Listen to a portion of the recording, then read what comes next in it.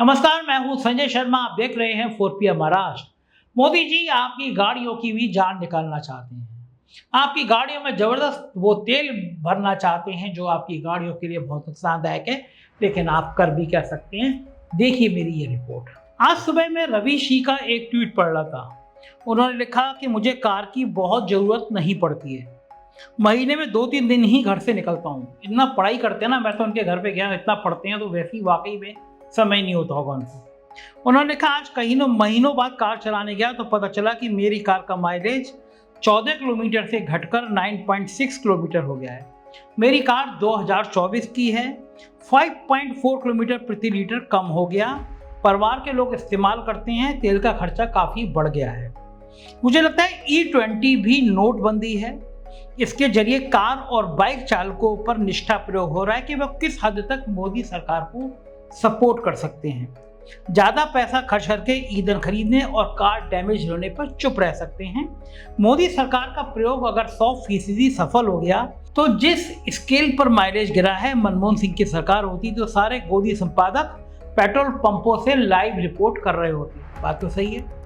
Note चोरी, vote चोरी, चंदा चोरी, पेपर चोरी के बाद तेल चोरी को भी व्यापक समर्थन मिल रहा है। ये काम केवल मोदी सरकार करती है, उसके समर्थकों का जवाब नहीं।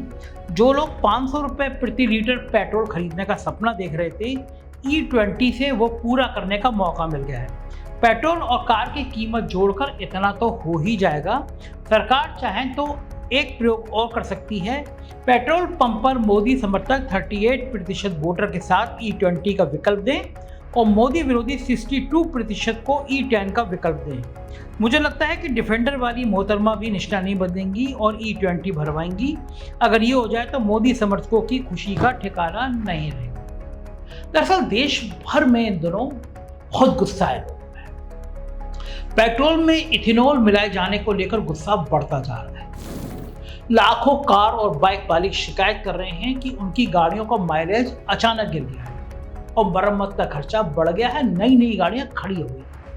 सोशल मीडिया पर हर दिन नए वीडियो वायरल हो रहे हैं जिनमें लोग वर्कशॉप में खड़े होकर अपनी गाड़ियों की खस्ता हालत की कहानी सुना रहे हैं। इस पूरे विवाद के केंद्र में है E20 यानी 20% एथेनॉल मिला हुआ पेट्रोल। भारत में पेट्रोल अब सीधे कच्चे तेल से नहीं बल्कि उसमें गन्ना, मक्का और अनाज से बना इथेनॉल मिलाकर बेचा जा रहा है। 2013-14 में देश के पेट्रोल पंपों में एथेनॉल की मात्रा महज 1.5% के आसपास थी। सरकार ने 2030 तक 20% मिश्रण का लक्ष्य रखा था, लेकिन ये लक्ष्य 5 साल पहले दिसंबर 2025 में ही हासिल कर लिया गया।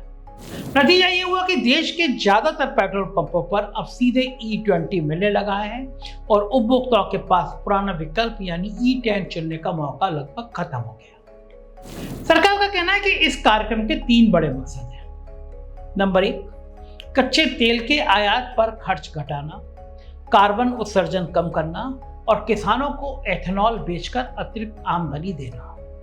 सरकारी आंकड़ों के मुताबिक 2014-15 से अब तक इस कार्यक्रम से विदेशी मुद्रा में लगभग 1.9 लाख करोड़ रुपए की बचत हुई है। और बड़ी बड़ी कहानियां की गई हैं कि किसानों को हमने इतना रुपए दे दिया और कार्बन डाइऑक्साइड उत्सर्जन में इतनी कमी आ गई, लेकिन ऐसी कहानियों का कोई भरोसा नहीं होता है, क्योंकि ये फायदा आम गाड़ी चालक की जेब में दिखने की जगह उसके लिए परेशानी का सबब बनता दिख रहा है। हर शहर, हर चौराहे में अब चर्चा हो रही है। इसके पीछे विज्ञान भी है।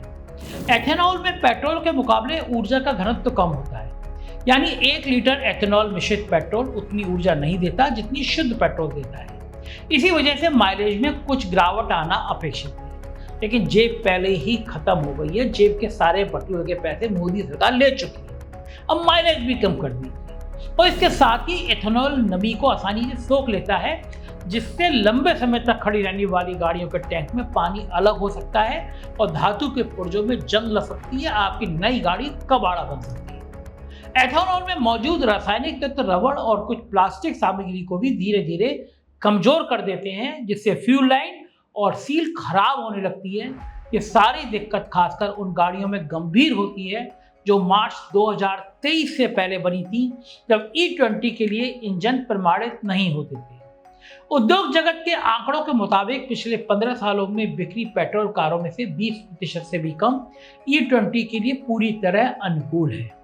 एक आम उदाहरण के तौर पर जो व्यक्ति महीने में सिर्फ 2-3 दिन ही गाड़ी चलाता है, वो जब कई दिनों बाद गाड़ी निकालता है तो पाता है कि जो कार पहले 14 किलोमीटर प्रति लीटर का माइलेज देती थी, वो अब 9.5 किलोमीटर प्रति लीटर पर आ गई है। रवि जी का किस्सा मैंने आपको बताया, यानी लगभग 31% की गिरावट जो सरकार द्वारा बताई गई 1 से 6% की सीमा से कहीं ज्यादा है। इसलिए सरकार की बातों का भरोसा आप ज्यादा किया मत कीजिए।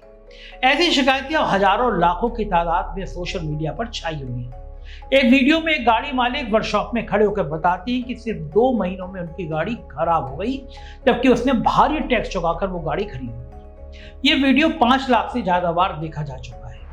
एक स्वतंत्र सर्वे में जिसमें देश भर के 36,000 से ज्यादा गाड़ी मालिकों से राय ली गई, करीब 66% लोगों ने E20 के राष्ट्रव्यापी रोल आउट का विरोध किया। इनमें से 44% ने इसे पूरी तरह से वापस लेने की मांग की, जबकि 22% ने कम से कम पेट्रोल पंपों पर विकल्प देने की मांग की। लोगों की सबसे बड़ी शिकायत यही है कि उन्हें विकल्प ही नहीं दिया गया, जो सरकार चाहती है वो करा ली। पहले पेट्रोल पंप पर सामान और प्रीमियम पेट्रोल का विकल्प होता था, अब ज्यादातर जगह सीधे E20 भर दिया जा रहा है गाड़ी में बिना किसी सूचना या चेतावनी के।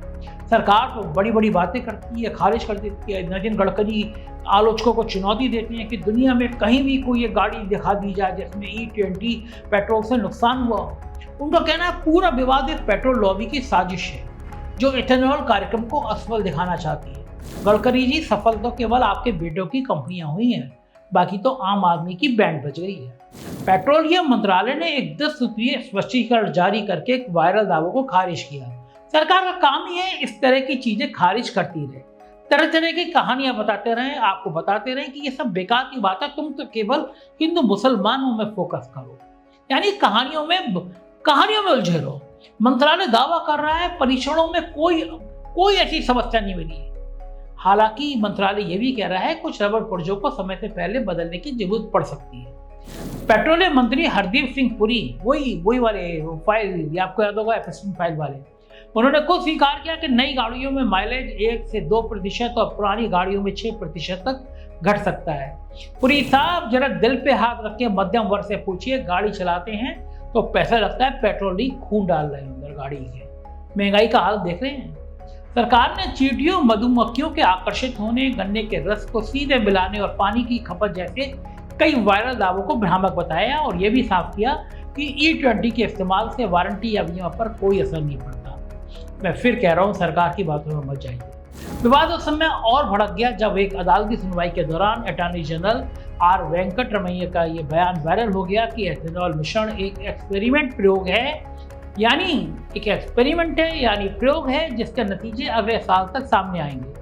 कर्नाटक सरकार में मंत्री और कांग्रेस नेता प्रियंका खड़गे ने पति का हमला बोलते हुए कहा कि जब गडकरी सार्वजनिक तौर पर चुनौती दे रहे हैं तब सरकार खुद अदालत में इसे प्रयोग बता रही थी। उन्होंने इसे 3.5 करोड़ भारतीयों पर किया गया प्रयोग करार दिया। सरकार ने सफाई दी कि यह सुनवाई एथेनॉल खरीद के ठेके से जुड़ी थी, ना कि मिश्रण से।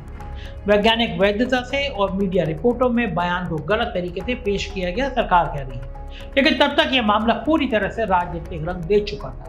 दिल्ली में सामाजिक कार्यकर्ता तहसीन पूनावाला ने इस नीति के खिलाफ विरोध प्रदर्शन का ऐलान कर दिया, जिसमें हजारों लोगों ने दिलचस्पी दिखाई। इस विवाद ने पूरी तरह से राजनीतिक पॉलिटिकल शक्ल ले ली है। सरकार समर्थकों का कहना है कि विवाद पेट्रोलियम लॉबी और विपक्ष की मिलीभगत से खड़ा किया गया है ताकि एक दूरदर्शी ऊर्जा नीति को बदनाम किया जा सके और अमेरिका, ब्राजील जैसे देशों का हवाला देकर इसे वैश्विक मानों के अनुरूप बताया जाता है। अच्छा है सरकार ने यह नहीं कहा कि विरोध में पाकिस्तान का हाथ है। दूसरी तरफ आलोचकों का कहना है कि ये नीति बिना पर्याप्त सलाह मशवरे और बिना विकल्प के लागू कर दी। कुछ टिप्पणीकारों ने इसे नोटबंदी जैसे पुराने फैसलों से जोड़ते हुए तीखी भाषा में आलोचना की है और इसे नागरिकों की निष्ठा की परीक्षा तक बताया है। लेकिन हकीकत शायद इन दोनों नजरियों के बीच कहीं है। नीति के आर्थिक तर्क वाजिब हो सकते हैं, लेकिन उपभोक्ताओं का भरोसा जीतने में सरकार फेल रही है, कई मामलों में फेल रही है। अंतर्राष्ट्रीय तुलना में अमेरिका में E10 मानक ईंधन है और E15 का विस्तार हो रहा है, जबकि ब्राजील में E27 अनिवार्य है और वहां 80% से ज़्यादा नई गाड़ियां फ्लेक्स फ्यूल मॉडल हैं जो किसी भी अनुपात में पेट्रोल इथेनॉल मिश्रण पर चल सकती हैं। कनाडा, थाईलैंड, जापान और कई यूरोपीय देशों में भी एथेनॉल मिश्रण अपनाते हैं, लेकिन आलोचकों का कहना है कि इन देशों में यह बदलाव दशकों में धीरे धीरे हुआ और वहाँ शुरू से फ्लेक्स फ्यूल गाड़ियां बनाई गईं, जबकि भारत में यह बदलाव कहीं ज़्यादा तेजी से हुआ और सड़कों पर पहले से मौजूद करोड़ों पुरानी गाड़ियां इसके लिए तैयार नहीं थी। पर्यावरण और खाद्य सुरक्षा का पहलू भी इस बहस में अहम है।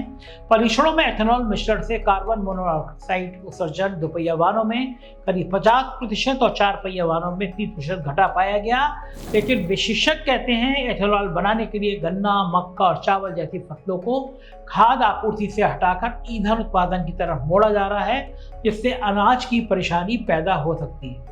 भारत, जो कभी चावल का बड़ा निर्यातक था, अब मक्के के मामले में आयातक बनने लगा है। कुछ विशेषज्ञों का यह भी कहना है कि खाद्य फसलों से बनने वाला एथेनॉल अपना पर्यावरणीय फायदा हो सकता है, क्योंकि खेती और प्रोसेसिंग में भी उतना ही कार्बन उत्सर्जन हो सकता है। एथेनॉल संयंत्रों के भूजल इस्तेमाल को लेकर उठे सवालों को भी सरकार ने भ्रामक बताया और कहा है आधुनिक संयंत्र सख्त पर्यावरणीय नियमों के तहत काम करते हैं। वाहन निर्माता संगठनों का कहना है कि नई गाड़ियां E20 के लिए प्रमाणित हैं और वारंटी प्रभावित नहीं होती। हालांकि पुरानी गाड़ियों में कुछ पुर्जे समय से पहले बदलने पड़ सकते हैं और बड़ी बड़ी कंपनियां दोहराती रहती हैं, लेकिन लोग परेशान हैं, लोग दुखी हैं, लोग समझ नहीं पा रहे हैं कि सरकार को ये सूझता क्या है। कभी वो नोटबंदी कर देती है, कभी GST कर देती है, कभी आपकी गाड़ियों में जबरदस्ती कर देती है कि पेट्रोल के संग एथेनॉल भी डालो।